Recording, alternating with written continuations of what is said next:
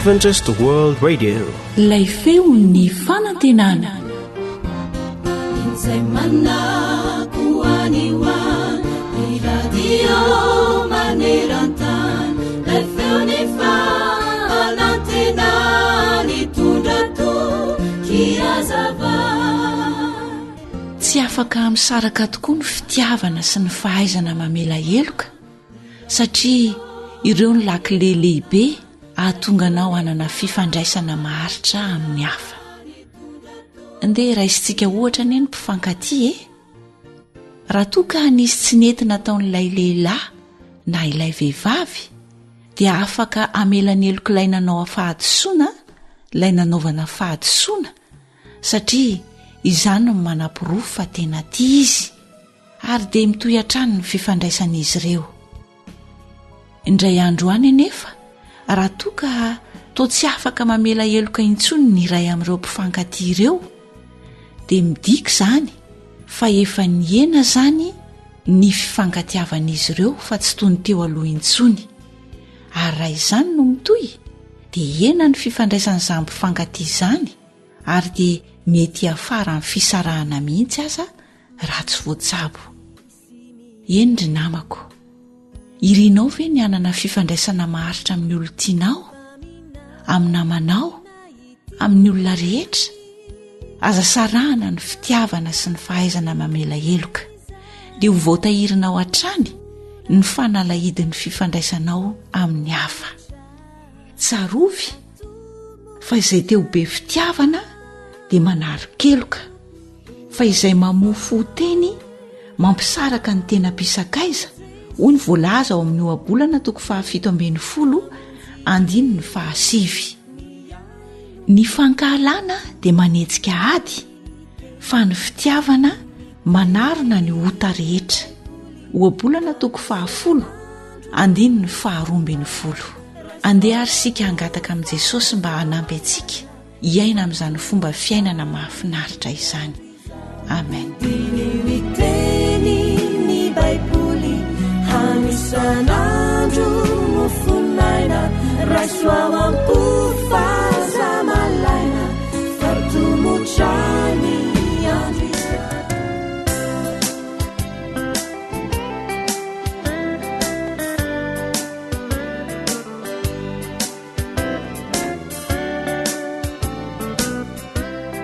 Tarika Roama.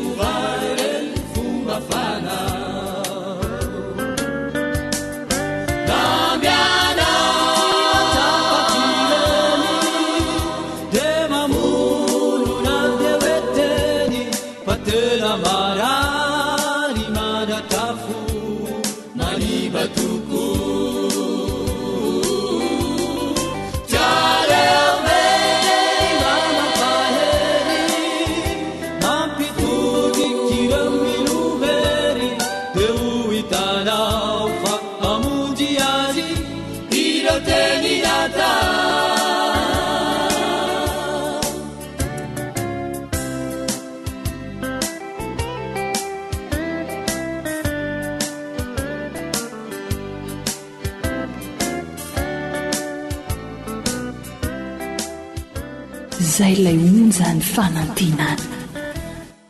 Dealanareo hita faratsy ifankatiavana no ajoro avela hoany ireny fatao mampikoro ka firaisana naoka ho hita zakina sarehetra deo vita tsy hoela lindro faototy soaniny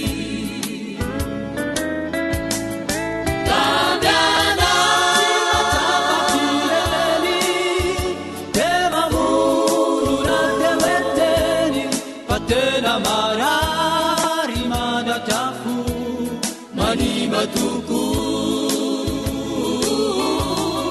tsy aleoveny manapaheny mampitodikira milovery teo hitanao fa amonjy azy irateny nata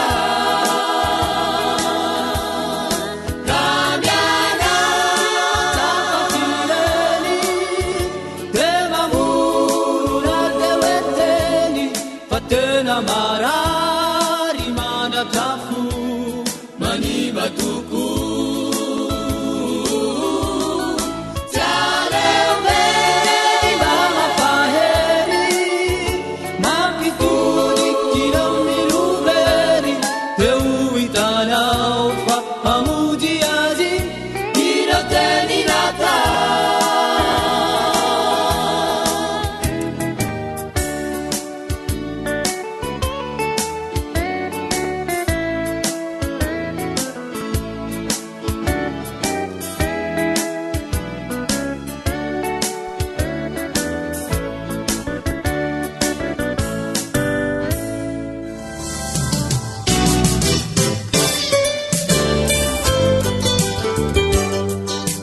harena ny fahasalamako alio misoroka toy izay mitsabo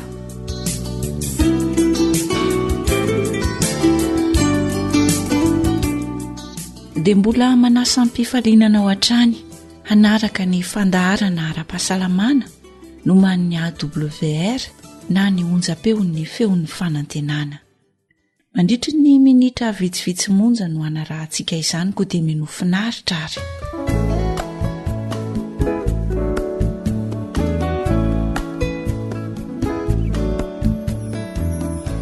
Araka ny efa nambara ombeny dia vokatry ny otrika aretina entin'ny sakafo hohanina sy ny rano sotroina ary ny tanana maloto no mahatonga ny atsasaky ny aretina sy ny fahafatesan'ny ankizy.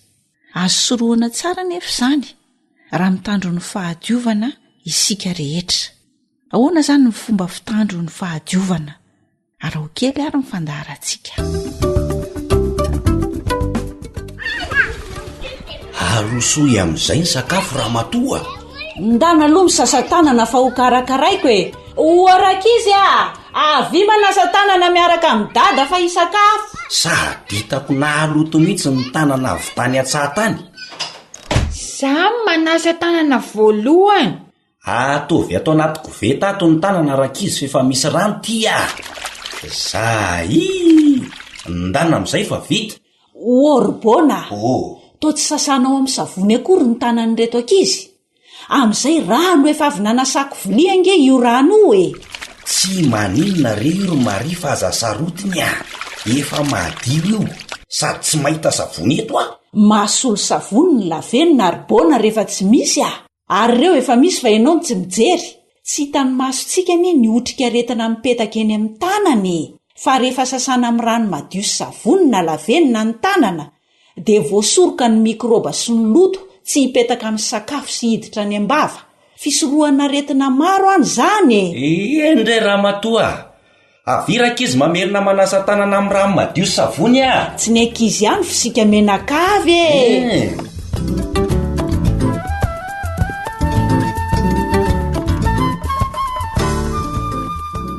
Raha ny ankizy manokana no resahana satria mazoto milalao eny an-tokotany na eny amin'ny toerana rehetra eny ny ankizy dia mora misy kankana izy.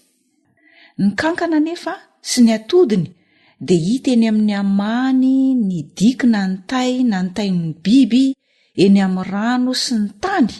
Ny kankana ihany koa dia hita ao amin'ny hena tsy masaka tsara. Ka raha avelantsika enjenjeny fotsiny zaza nefa isika tsy mahavatra manadio ny zanantsika dia mety hiteraka aretina maro samihafa eo amin'ny zanantsika ireny loto izay mipetaka eny amin'ny tanany na tafiditra any am-bavany ireny. Ny vahaolana izany mba hitandrona ny fahadiovana hisorohana ireo aretina maro izay miteraka fahafatesana ho an'ny zaza matetika dia izao: sasana amin'ny rano madio sy savony na amin'ny rano sy lavenina ny tanana mba hialany ny otrikaretina. Tsy ampy nefa ny fanasana tanana fotsiny fa tsy maintsy asiana savony ho isika, ary raha sanatria tsy manana savony ianao dia azo atao tsara ny mampiasa lavenina. Kosehana amin'ny lavenina ny tanany zaza, tanan'ny ankizy, ny tanantsika olon-dehibe ihany koa, dia avy eo kobanina amin'ny rano madio. Ny fanaovantsika an'izay fihetsika tsotra izay dia misakana ny otrikaretina, ny mikrôba, ny loto mba tsy hipetaka eny amin'ny sakafo izay horaisintsika ka ho tafiditra ao anatin'ny vava rehefa mihinana azy isika. Ny zaza indrindraindrindra moa no tena resahany eto amin'izany. Miaro mikankana ihany koa ny fanasana tanana. Tokony hisy rano sy savony mandrakariva na rano sy lavenina mandrakariva eo akaikin'ny lavapiringa mba hamora ny olona rehetra, indrindra fa ny zaza, manasa ny tanany amin'ny rano sy ny savony na amin'ny rano sy ny lavenina. Verina indray izany fa eny akaikin'ny lavapiringa na ny kabone dia tokony hisy rano madio sy savony na rano sy lavenina mba anasana tanana avy hatrany rehefa mivoaka avy ao anatin'ny kabone na ny lavapiringa isika. Tadidio tsara fa tena ilaina ny fanasana tanana rehefa avy mangery na avy mamitra zaza ianao. Sasana ihany koa ny tanana rehefa avy mikarakara biby, na biby inona na biby inona ny raisitsika dia tokony hanasa tanantsika aoriana amin'ny fandraisana azy ireny, na avy mandray sakafo manta. Ankoatran'izay ihany koa dia sasana tsara ny tanana raha vao mikarakara na mandroso sakafo isika, na mihinana sakafo na andeha hamahana zaza. Averina indray izany satria matetika varim-bariana isika dia tsy mahavatra, fa mba hisoroana ny aretina isan-karazany dia sasana tsara ny tanana izay vao manomboka mikarakara sakafo isika, izay vao manomboka mandroso sakafo isika na ho an'ny olon-dehibe na ho an'ny zaza, na mialohan'ny hinanana na mialohan'ny hamanana zaza, na isika olon-dehibe izany na ny zaza dia tokony hanao izay fihetsika izay avokoa. Ary indrindra satria hoy ny tenin'Andriamanitra hoe zaro amin'ny lalana tokony alehany zaza dia ny mbola kely izy dia ampianaro hanasa tanana mandrakariva rehefa avy mangery alohan'ny sakafo mba hisoroana ny otrikaretina izay miteraka aretina sy ny fahafatesan'ny zaza. Mazoto manao tananam-bava ny ankizy matetika. Noho izany tsara raha sasana matetika ihany koa ny tanany, indrindra rehefa avy ny lalao izy. Ho antsika lehibe izany dia tadidio fa ny ankizy dia tia manao tananam-bava. Anjarantsika lehibe izany no manasa ny tanany matetika, indrindra rehefa avy milalao izy. Hitantsika fa tena azo tanterahana tsara ny fomba fitandrona ny fahadiovana mba hisoroana ny aretina maro, indrindra fa ny areti-pivalanana izay matetika mitranga eo amin'ny ankizy, ary tena mahatonga ny fahafatesan'ny zaza sanatria ny vava raha toa ka miombo ny aretina. Anjarantsika izany manao fampiarana. Ry ray aman-dreny, rankizy isaky ny manasa tanantsika menakavy dia sasao tsara amin'ny rano madio sy savony na lavenina ny tanana mba hialan'ny otrikaretina tsy hipetraka amin'ny sakafo sy hiditra any am-bava dia ho voasoroka ny aretina maro.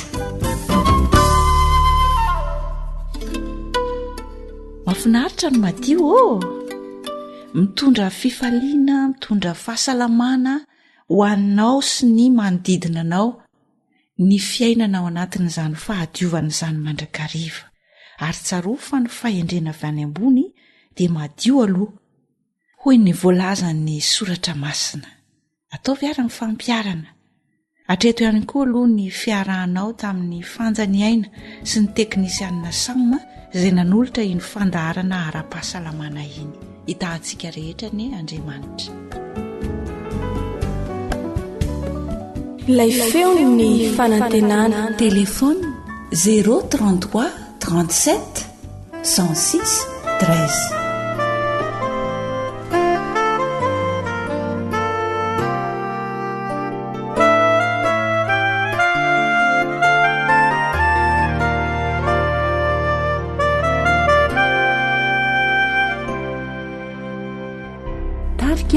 Golden Angels. Misy farany ny ratsy atao ety manapetrako ilay andrompity sao ianao mievitra faharitrany ety disoevitra ianao fa mandiny ny fakampanay ny fitsapanako de nataony mba hitondra vokatso tadidio filay Jesosy de nisendry reriko ka nandresy reny ratsy tamin'iso fandriamanitra mahitany atao na ny miafina na ny miseho izao kutandremunao izao ny famindrana ovao raha teo voavonjy ianao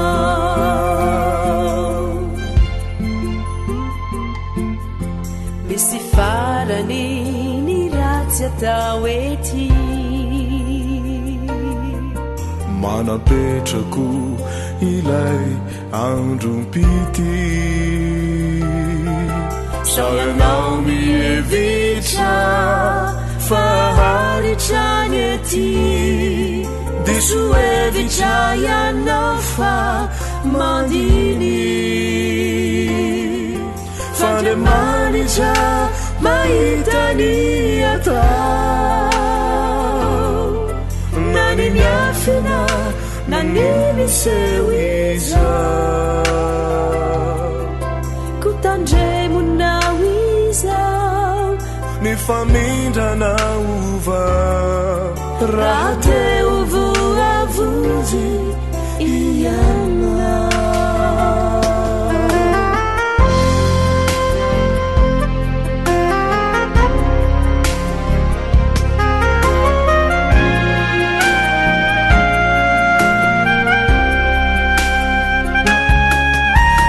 valiny mitsara tao ety de fanomezana avy aminy Kristy de lay fiainandanitra fiainana maharitra ararao ty fanivony lanitra zay lay onjany fanantenana mahitany atao na ny miafina na ny miseho izao kutandremunao izao ny famindrana ovao raha teo voavonjy ianao de ny tsara noaoka imasoana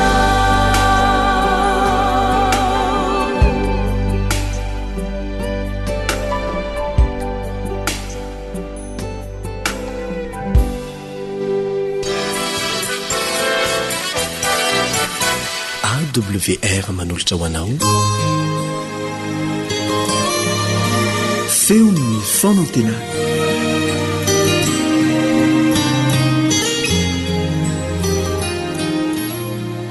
ny ankamaroan'ny olona dia mitady zany atao hoe harena sy famalintsoi zany ary betsaka ny mikatsaka izany famalintsoi zany raha ny eto tany no jerena ary mivezivezy atsero mihitsy mitady izany famalitso izany ary lay famalitsoa dia izay mora azo sy aingana indrindra no betsaka mitady ary io famalitso io matoa diavina dia ilay apanakarena aingana no be mpikatsaka indrindra fa vitsy kosa izany hoe olona mikatsaka ny famalitso mbola lavitra izany.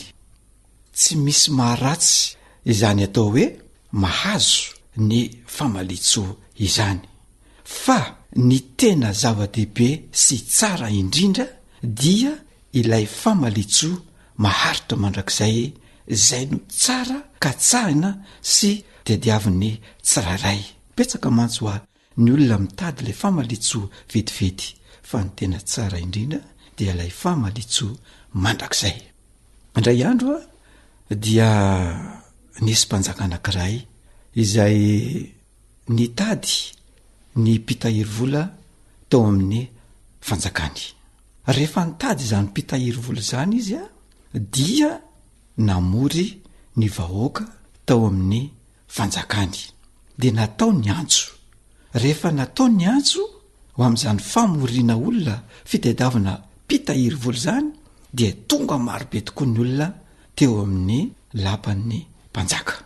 Fa mialoha indrindra ny hidirana sy hatongavana eo amin'ilay kianja izay natao amoren'ny mpanjaka ny olona rehetra, dia tsy maintsy mandalo amina atao hoe koloara kely anankiray feno vola madinika ny olona rehetra.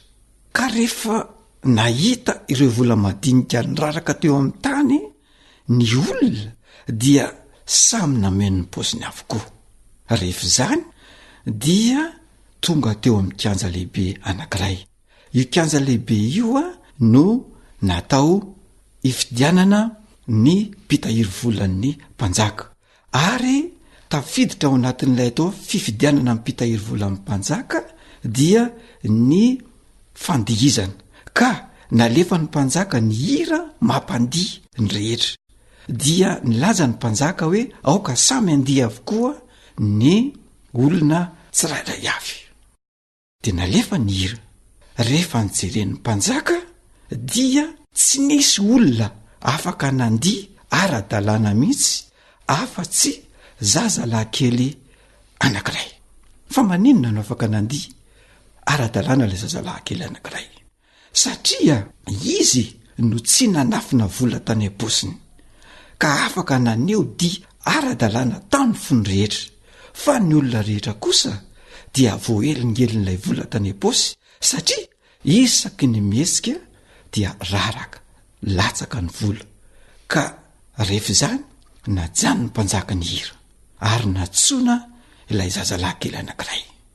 Nijeren'ny mpanjaka tsy nahitana na dia farantsa kely anankiray aza tany am-paosiny.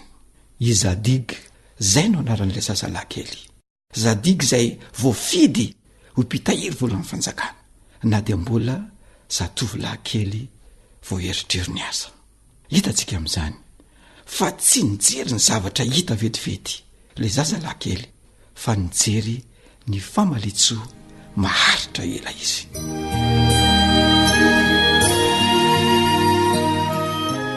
Izao ny voasoratra ao amin'ny Hebreo 2:20, ny 9:7 sy ny 5:20.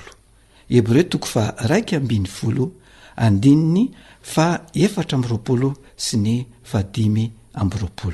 Finoana no nandravan'i Mosesy, tsy atao hoe zanaky ny zanaka vavin'ny Farao rehefa lehibe izy.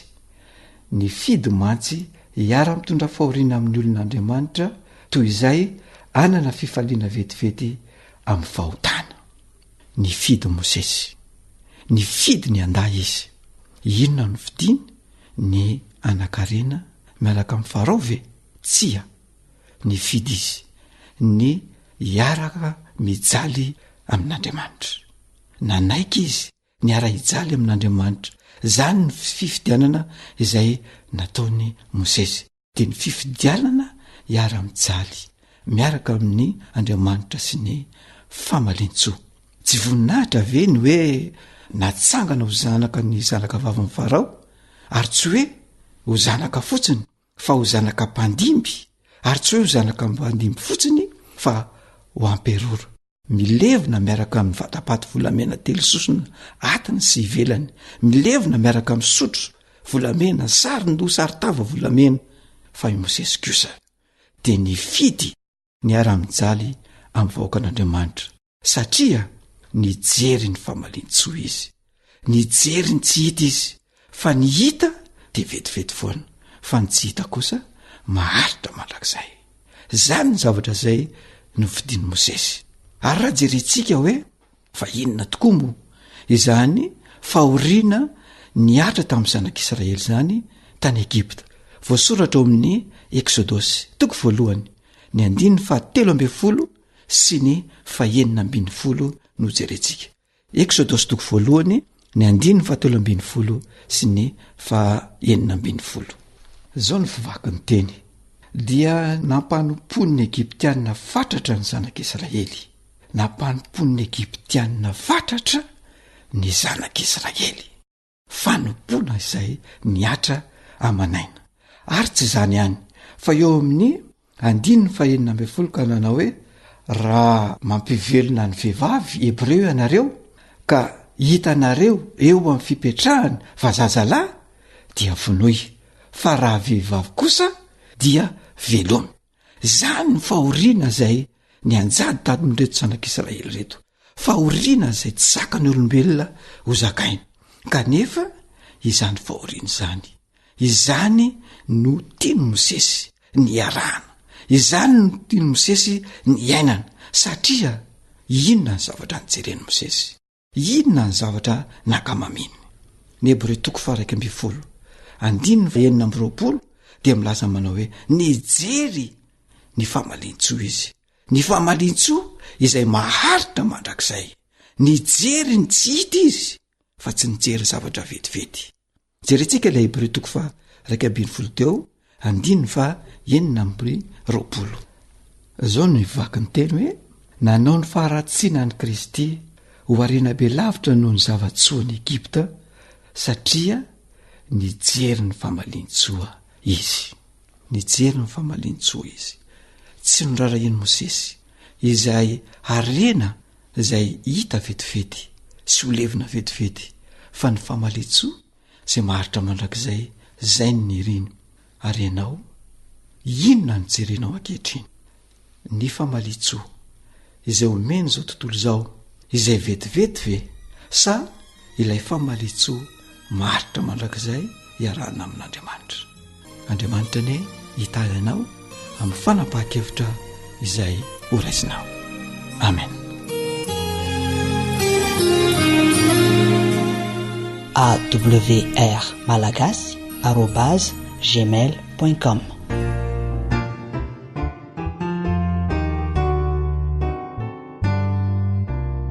Tarika feo iray.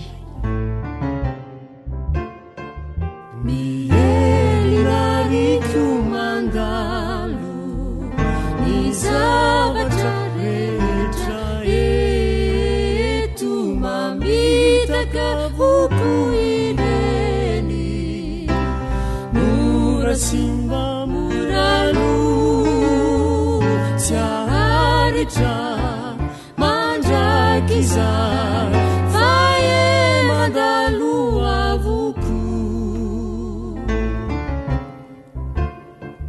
Mielinariko mandalo ny zavatra rehetra eto mamitaka voko ireny, mora simba morano tsy aharitra mandrakizay fa e mandalo avoko.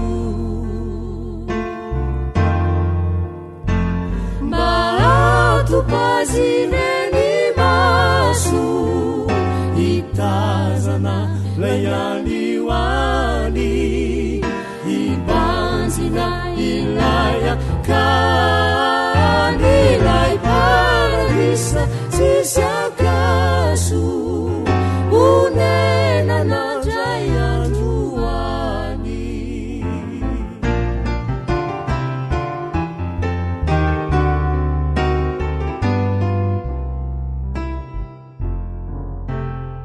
Zay lay onja ny fanantenana. Ivelonao tanyany olao fasayanao varimarina manadino ilay fodina karaisoje sopanadio niotanao rehetrany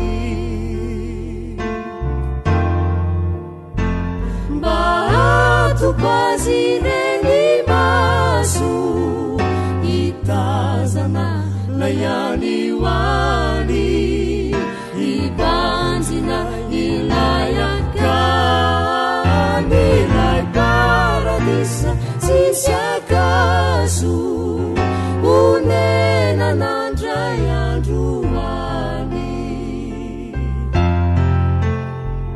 maatopazireny maso itazana layaniwani ibanzina ilayakani ilay paradisa sisiakaso unenana dray androany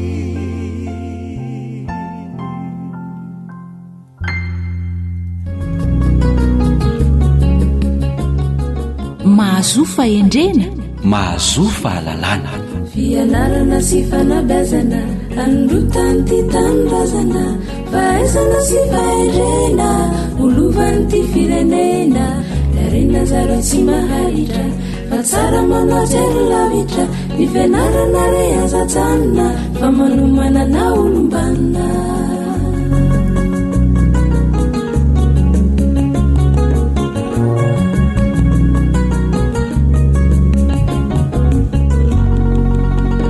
ry mpiainy malala namanao andrimbovonjerinay vo sy ny namana samma zay eto amin'ny radio AWR ihany zao renareo zao ary tonga mitsidika anareo ndray am'ty androany tika de faly manao fofantanana ho atsika rehetra mahatsara fihavanana zany ary efa tahaka nyhitanay amdralasady ny tsikitsiky eo am'lonny vata fifandraisam-peo io miaino sy manaraka izany fandarany zany mbola niresaka ao anatin'ny tontolon'ny tanora ihany mbola toizatsika ary miresaka mikasika ny fanambadiana ny loha hevitra zay voizina ankehitriny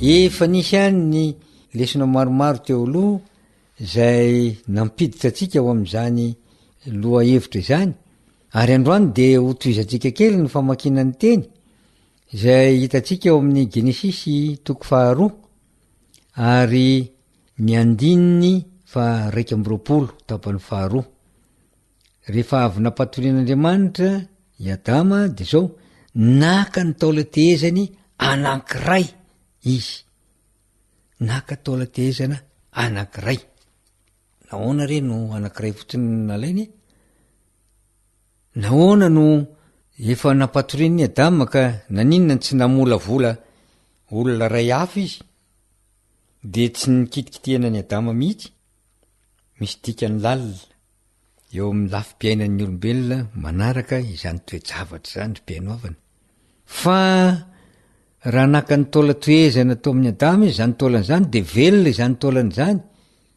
rehefa manao grefy ny mpandidy ankehitriny dia tsy taolapato no andeha tsofony ao anatin'ny taolana velona ka ifampitoy indray ny taolana anankiray ohatra hoe taolan'ny hazon-damosina fa iny taolana maty iny a de tsy mahay mandray intsony ny zavatra rehetra satria na lalan-draha madinika indrindra teo aminy azy a de tsy miasa fa tsentsina tanteraka efa lasa maina azy angamba rehefa tsy nandehanany raha fotoana vitsivitsy ka eto de tena mahagaga de mahagaga ty fihetsik'Andriamanitra ity satria raha ny mampamorona azy azo natao mihitsy hoe atao iny moa ny taolany Adama no kitikitihana fa de teo Adama de milaza aminy fotsiny Andriamanitra hoe jerenao fa anamboatra namanao anao fa eto dia tsy maintsy nataon'Andriamanitra mihitsy ity hetsika anankiray ity naka ny taolatehezany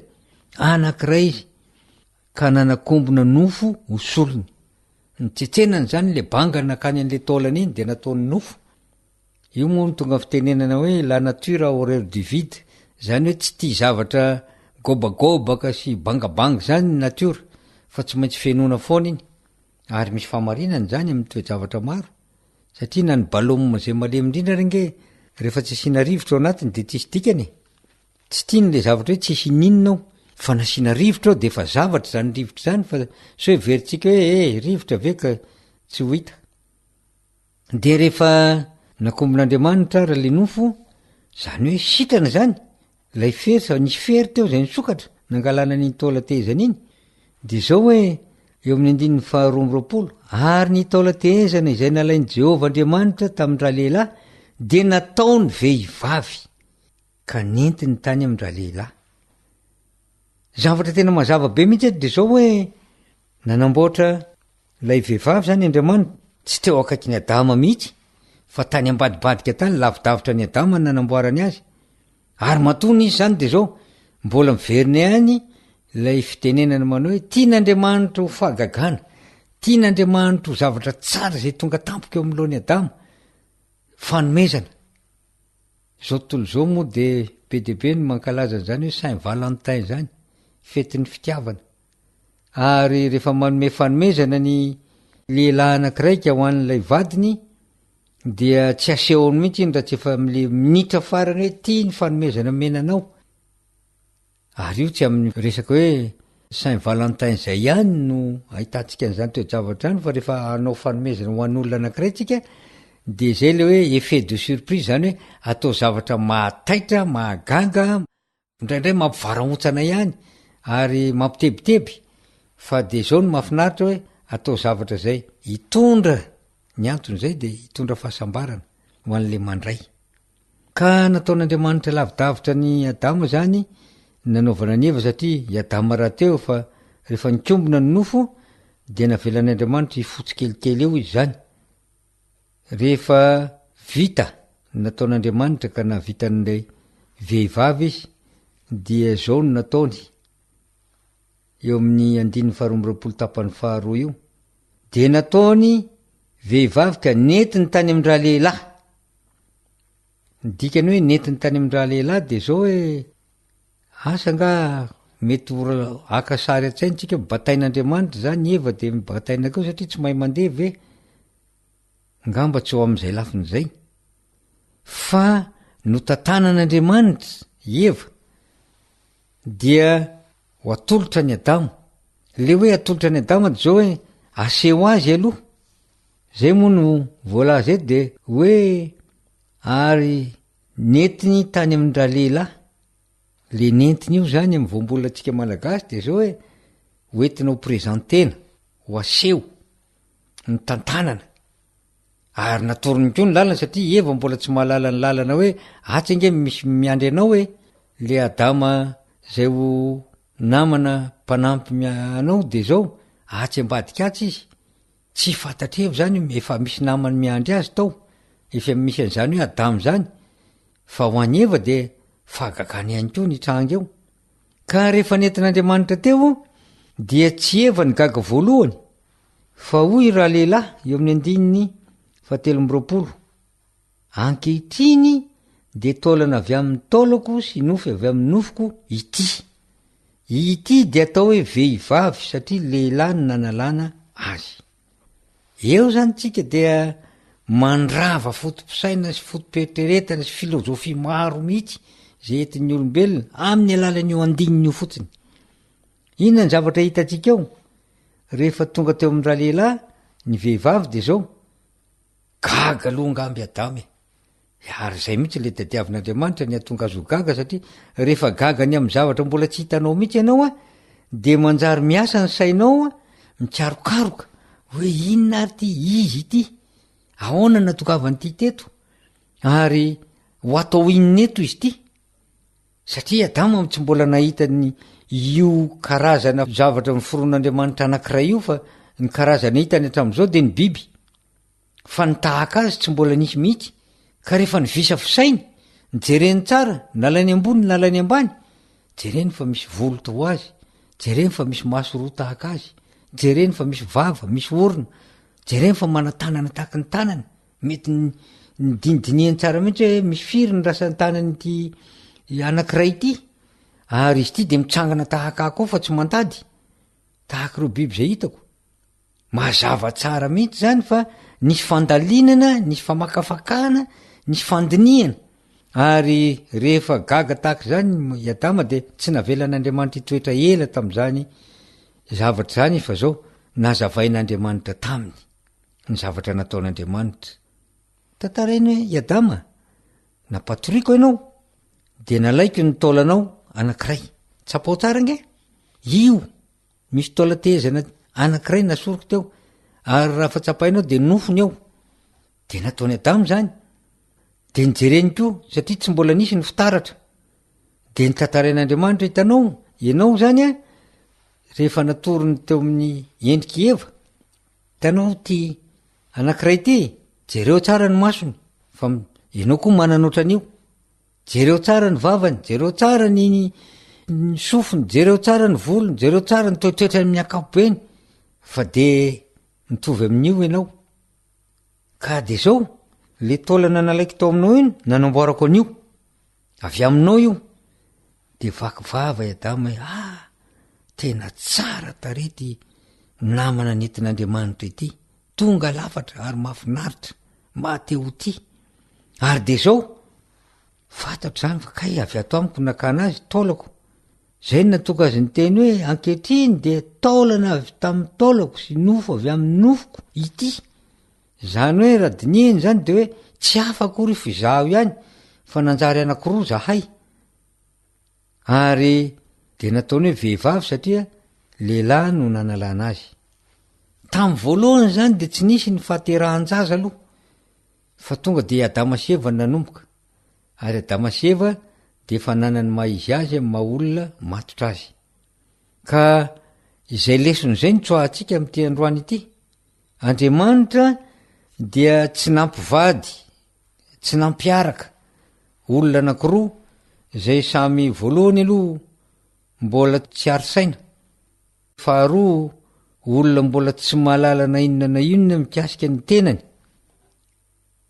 ary fahatelo de zao hoe tsy olona tongatonga eny ananinanina eny jerijerena de zay no namana tandrify na mpanampy tandrify fa lay ny volavolain'Andriamanitra ka netiny eo anatrehany Adamo de tahaka zany koa ny ianao tanora zay tsy mbola manambady asay voentin'Andriamanitra eo anatrehanao lay taolana nalaina tao aminao ka nanamboarany vehivavy ho mpanampy sahazanao de am'izay ndray ny fanaovantsika veloma ry mpiaino malala am'ty androany ity fa zavatra mahafinaritra zay isarahantsika zay ary mindro mananteny zay fa amin'ny fotoana manaraka de mbola afinaritra anao lavitra mihitsy ny toin'zany namoronan'Andriamanitra ny olona sy ny nananganana ny fanambadiany zany ko dia mametraka ny veloma vetivety re tompoko mba hotain'Andriamanitra ara sitrapony a dia mbola eona ndray eto amin'ity vata fampelezam-peo ty isika hitafatafa sy dinidinika mikasika izany loha hevitra zany namanao ndrembavonjy arinaivo no nanototra zany fandarany zany ary namana samy manao nanampy azy tao amin'ny fikirakarana ny lafin'ny teknika miara manofo afatanana zay miralahy manao velomanareo veloma tompo Nazaretsy maharitra fa tsara manajery lavitra ny fianarana re azajanona fa manomanana olombanina lay feony fanantenana téléphone 034 06 797 62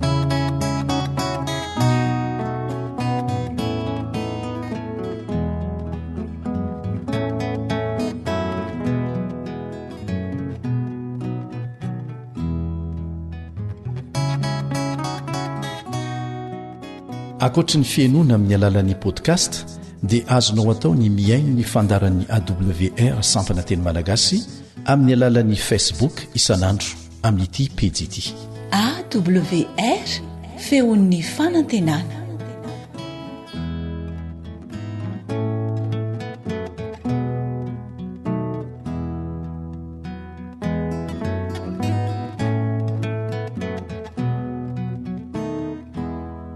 tarika Alisson.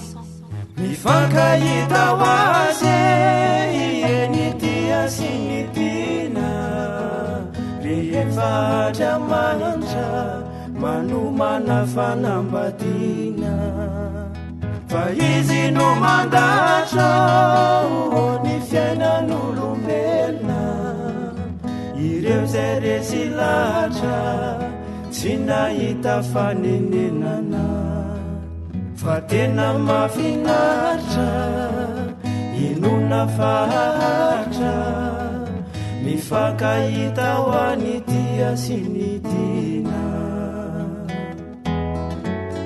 mifankahita ho any dia sy ny tiana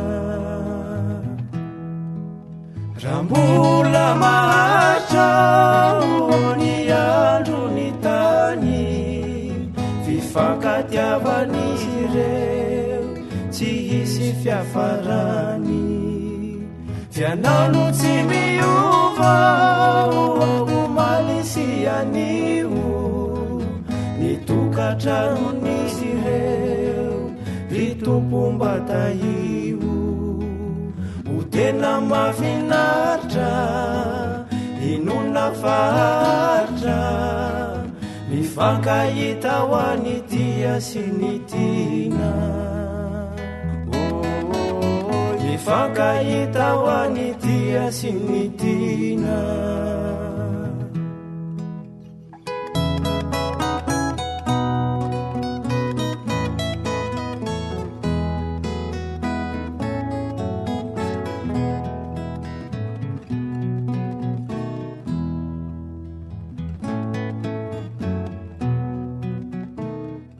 zay lay onjany fanantenana ronono sy tantely izay tany ankanana no nahatonga ny olona ho lava sy pikana raha tenin'Andriamanitra no ataontsika fihinana zay tokantranontsika ve tsy ho feno ny famasinana inona faharitra ho tonga hatrany an-danitra ifankahita ho any dia sy ny tiana ifankahita ho any dia sy ny tiana mifankahita ho azy eny dia sy ny tiana rehefa Andriamanitra manomana fanambadiana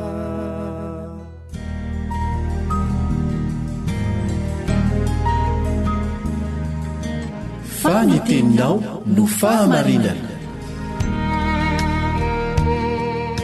taridalana manokana fianarana baiboly avoaka ny fiangonana advantista maneran-tany iarahanao amin'ny feony fanantenana sy ny departementany sekoly sabata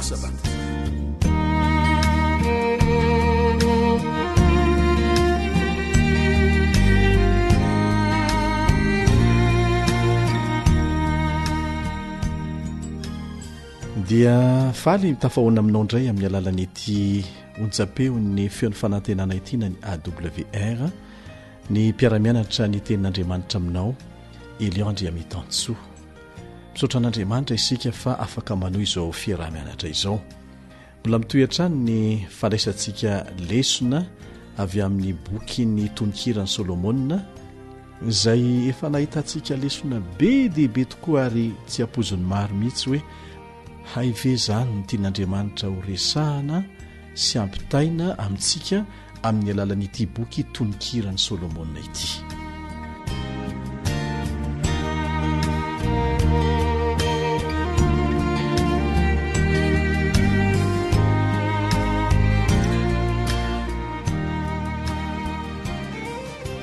fahalalana avy amin'ny fitiavana izay indray ny loha hevitra ifantohan'ny fiarantsika mianatra amin'ity anio ity fahalalana avy amin'ny fitiavana inona ny tiana ambara amin'izany inona moa ny mpilanin'Andriamanitra ho an'ny mpivady hatrany amin'ny namoronana azy mihitsy ary niseho tao amin'ny sahedena izay nametran'andriamanitra azy mivady izany.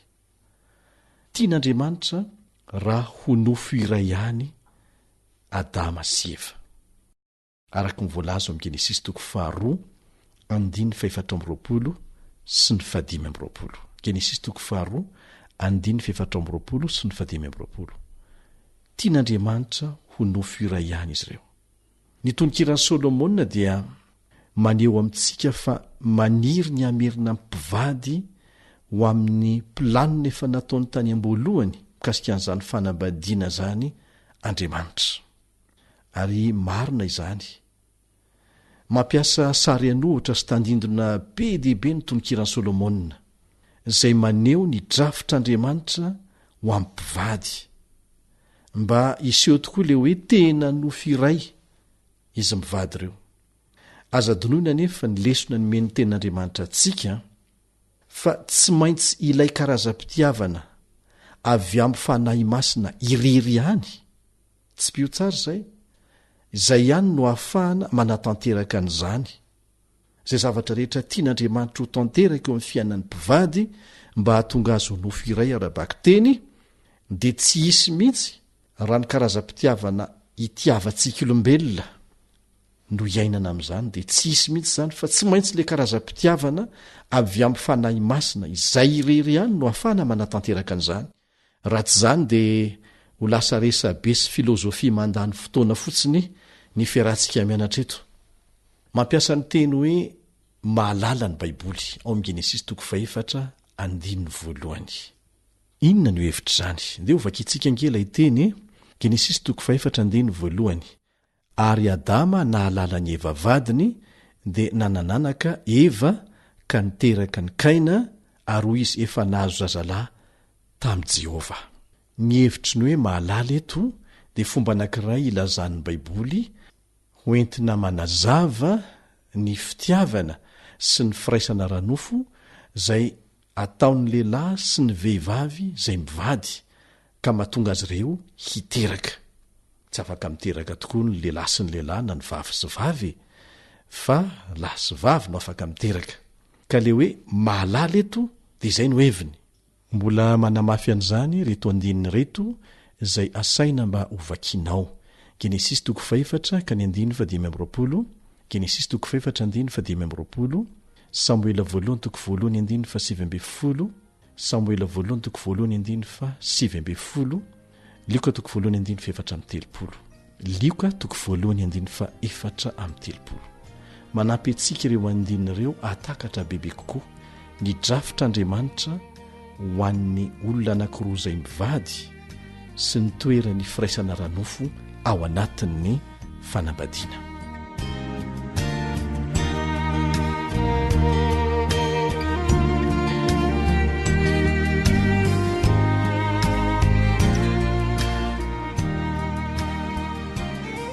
Ahoana ary ny fomba hanehoan'ny tonokiran'i Solomona antsika mikasika ny fifankatiavan'ny mpivady? Manasanao ary hamaky izay voalaza ao amin'ny tonokiran'i Solomona 4:7 ka hatrany amin'ny 5:1. Tonokiran'i Solomona 4:7 ka hatramin'ny 5:1. Tatsika fa lavalava ihany izay kanefa ahitantsika ny valiteny izay andrasantsika. Rehefa avy mamaky izay voalaza ao amin'ny tononkira ianao 4:7 ka hatramin'ny 5:1 dia hanampy ianao hahatakatra izay tianambara ao anatin'izany izay voalazan'ny apôstôly Paoly amin'ny Korinthiana 1:7 ka ny 7 ka hatramin'ny 5. Korinthiana 1:7 ka hatramin'ny 5 izay hovakintsika. Aoka ny lahy ianao izay mety atao amin'ny vavy ary mba toy izany koa ny vavy amin'ny lahy. Ny vavy tsy manam-pahefana amin'ny tenany fa ny lahy, ary mba toy izany koa ny lahy tsy manam-pahefana amin'ny tenany fa ny vavy. Aza misara-pandrina ianareo raha tsy amin'izay andro sasany hifanekenareo ho andro hivavahana, nefa mbola iraisanareo fandrina indray mba tsy hakany Satana fanahanareo noho ny tsy faharetanareo. Raha vakintsika ny boky tonokiran'i Solomona 4 teo dia azo fitinina tahaka an'izao. Solomona miantso an'ilay vehivavy ho ampakariny manao hoe avy araka amiko eo amin'ny tondrokirany solomona toko 7:5 zay dia mamaly zany ilay vehivavy aoriana kelin'izay dia nanasa azy izy hoe aoka ny malalako akatia tanimbolony eo amin'ny 5:12 amin'ny tondrokirany solomona toko 4 no ahitantsika an'izay dia mamaly zany solomona ao amin'ny tondrokira toko 5:1 inona zany ny tiantsika ho resahana ao anatin'izany inona no ampianarin'ireo andin'ireo antsika momba ny fitiavana ny zavatra hita voalohany avy hatrany dia izao tsy manery na iza na iza hanao zavatra anankiray ny fitiavana solomona tsy manery an'ilay ho ampakariny lay ampakariny tsy manery an'i solomona izay zany no endrika voalohany isehon'ny fitiavana tsy misy fifanerena na ankolaka na mivantana efa tsy fitiavana raha teo moa raha vao misy an'izay kanefa irahantsika mahita fa ny mifanohitra amin'izany no tena endrika isehon'ny fitiavana misy ny manery ny olona lazainy fa tiany hiaraka aminy amin'ny alalan'ny fanolanana mivantana kanefa koa misy ny fanolanana tsy mivantana misy ny fanerena ankolaka sy mivantana ohatra hoe raha miaraka amiko ianao a dia omeko vola efa tsy fitiavana izany tsy misy vidiny tsy misy tombambidiny fitiavana terena ankolaka tahaka an'izany efa tsy fitiavana raha teo no ilazana an'izany fa ratsy noho ny maloto any amin'ny toeram-pivoahana aza ny olona miaina amin'izany fanerena olona ity azy zany dia tsy manana tombambidy na kely aza na ohatrinona vola ananany satria ny fitiavana tsy voavidim-bola velively ny anarana hoe solomona sy ny hoe solemita ao amin'ny tondrokirany solomona toko 7:1 no resaka an'izay a dia avy amin'ny teny hebreo hoe shalom izay midika hoe fiadanana na koa zavatra izay feno ka eto a ao anatin'ilay fitiavana marina dia hita fa samy matsapa fiadanam-po na i solomona na ilay solemita satria fampizara fitiavana mitovy tsy misy antery na miendrininna na miendrininna ary tena avy amin'ny fanahy masina irery ihany no ahafahana manana n'izany karazam-pitiavana izany tsy pio tsara le hoe mitovy izao ny teny nataon'ilay vehivavy solemita ahy ny malalako ary azy aho amin'ny tondrokirany solomona toko 2:5 no ahitantsika an'izay tahaka ny teny nataony adama tamin'ny eva rehefa nentin'andriamanitra ho eo amin'ny eva izao no nyteneniny eo amin'ny genesis toko 2:17 genesis toko 2:17 ankehitriny dia taolana avy amin'ny taolako sy nofo avy amin'ny nofoko ity dia atao hoe vehivavy satria lehilahy no nanalana azy ka eto am-pamaranana dia izao hoe ndeha samy angataka zany fitiavana marina izany izay avy amin'ny fanahy masina irery ihany isika mba hitiavantsika sy hifankatiavantsika amin'ny fitiavana tena izy fa tsy amin'ity karazam-pitiavantsika feno fitiavatena ity izay sady manimba antsika ny manimba ny hafa ary mahatsiravina ny vokany andriamanitra ny handrisy lahatra anao fa ilayntsika ilay fitiavana vokatry ny fanahy masina mba hahatonga antsika ho afaka mitia amin'ny fitiavana tena izy ilay fitiavana tian'andriamanitra hiainantsika amen.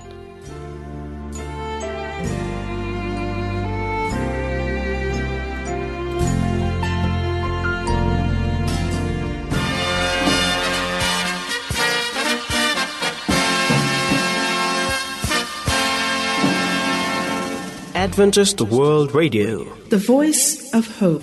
Tapitra treto ny fiarahanao tamin'ny radio feony fanantenana na ny AWR.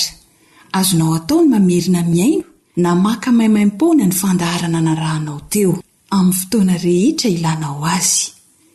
Raisoary ny adresy ahafahanao manao izany. www.awr.org. Mandrapitafindray ary.